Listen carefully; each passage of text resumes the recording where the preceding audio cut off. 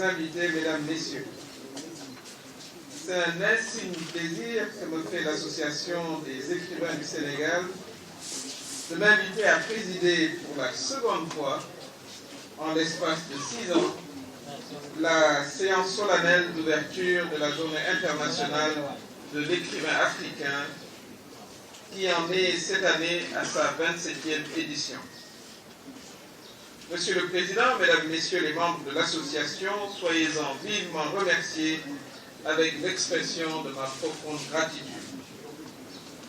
J'apprécie d'autant plus hautement le geste qu'il est le fait de femmes et d'hommes de lettres, de renom, en présence de surcroît de ministres dont 2 sont venus, l'un de la République du Congo et l'autre de la République de Gambie, qui sont également vos confrères et vos hôtes de marque.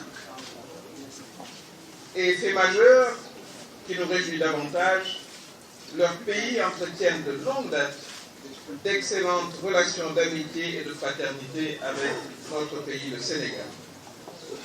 Des relations si étroites entre nos 3 pays qu'elles se trouvent renforcées par les mêmes liens d'amitié et de fraternité qui unissent nos chefs d'État, les présidents Adama Barrow de la Gambie, Denis Sassou Nguesso du Congo et Macky Sall du Sénégal. M'adressant justement à nos hôtes de marque, Monsieur le ministre d'État Henri Diombo, ministre de l'Agriculture, de l'Élevage et de la Pêche du Congo, Monsieur Mamadou Tangara, ministre des Affaires étrangères de Gambie, et Monsieur Ahmad Ba, ministre de la Culture de Gambie, je voudrais, à l'instar de leurs collègues sénégalais, Monsieur Abdoulaye Diop, ministre de la Culture et de la Communication, leur souhaiter à mon tour la bienvenue et un excellent séjour au Sénégal.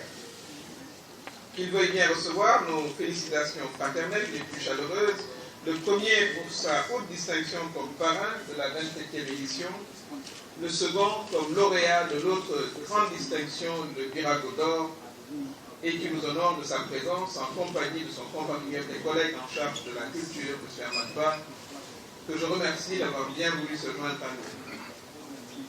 J'associe à ces félicitations M. Djibril Tamsir Niane, historien et écrivain de talent, qui est, lui, récipiendaire du non moins prestigieux prix Yasser Arafat pour la liberté et la paix.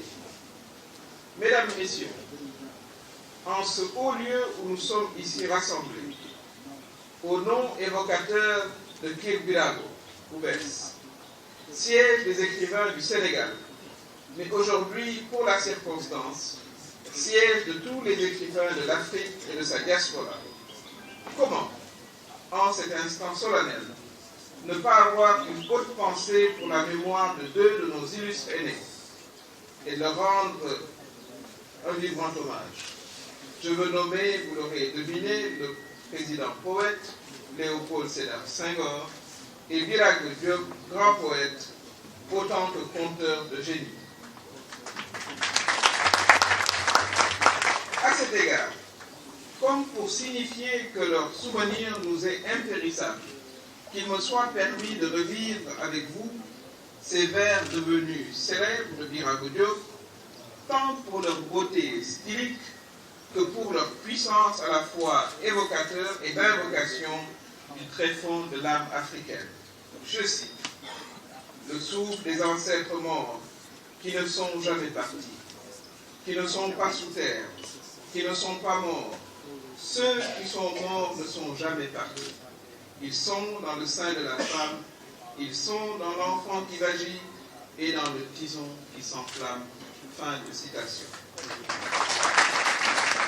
L'hommage va, comme de juste, à bien d'autres figures marquantes de la génération des Senghor et Birago Diop, qui nous ont, elles aussi, gratifiés de leur immense talent littéraire. Le combat que de leur temps ils menèrent, tous ensemble pour la défense, la réhabilitation et la promotion des cultures africaines, et aujourd'hui d'actualité. Même si aujourd'hui d'autres défis et enjeux sont à relever. Enjeux et défis qui sont liés à la mondialisation des cultures et des échanges de tout ordre, avec ce que cette réalité impose à nos peuples d'enracinement et aussi d'ouverture candidature pour un dialogue des cultures tel que prôné de longue date par le président Senghor et de nos jours par l'UNESCO. À propos toujours de ces écrivains de la génération des Senghor et de Birago Diop, des Aimé Césaire et Léon Gontran Damas pour la diaspora, rappelons que l'éclosion et la renommée de nombre d'entre eux doivent beaucoup à l'engagement d'un des leurs, un autre grand Africain. Je veux parler de notre regretté Alioune Diop. Brillant intellectuel et homme de lettres distingué, fondateur à Paris en 1949 de la maison d'édition Présence africaine. À son sujet, qui ne se souvient des 2 congrès des écrivains et artistes noirs qu'il organisa avec un succès retentissant, successivement à Paris en 1956 et à Rome en 1959, en prélude du premier festival mondial des arts nègres, tenu ici à Dakar en 1966.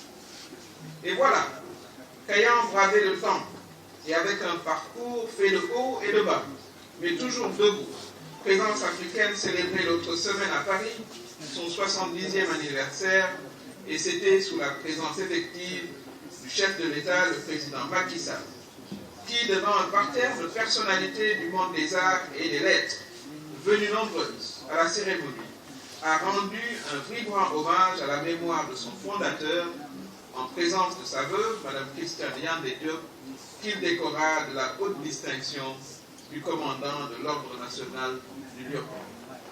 Pour clore ce chapitre d'hommage aux grandes figures qui ont marqué de leur belle plume les lettres africaines, l'on ne me pardonnerait pas de manquer d'évoquer quelques-unes de nos illustres consoeurs qui y ont leur place, de vos illustres consoeurs, vous les écrivains, qui y ont leur place, et non des moindres. Certaines d'entre elles ont vu leur œuvre traduite dans plusieurs langues à travers le monde.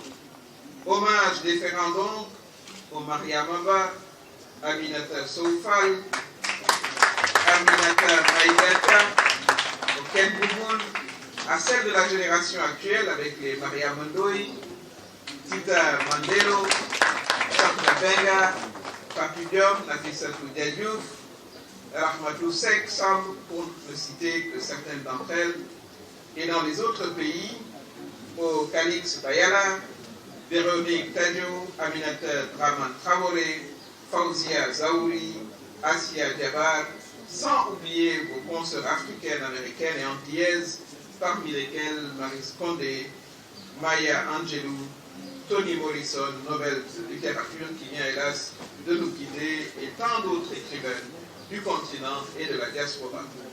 Toutes, mesdames, messieurs, ont fait notre fierté et méritent toujours notre admiration et notre infinie reconnaissance.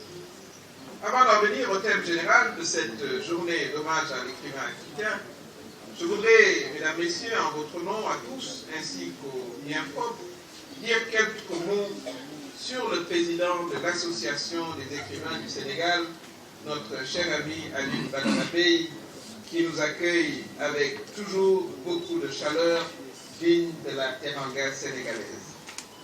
Lui aussi mérite toutes nos félicitations. Lui qui, ensemble avec les membres de l'association, a su relever le défi de la pérennité et du prestige dû à ce grand rendez-vous annuel des lettres africaines dont le flambeau est ainsi porté très haut. Nous vous en sommes bien reconnaissants, Monsieur le Président. Et nos plus vifs encouragements vous accompagnent dans l'accomplissement de cette noble cause qui vous honore, qui honore tout autant vos consoeurs et confrères d'Afrique qui ne cessent de vous apporter leur soutien déterminé, qui le prouvent en étant largement représentés ici en ce jour hommage à l'écrivain africain. Mesdames, Messieurs, j'en arrive à présent pour conclure au thème général formulé en un triptyque des plus pertinents d'actualité.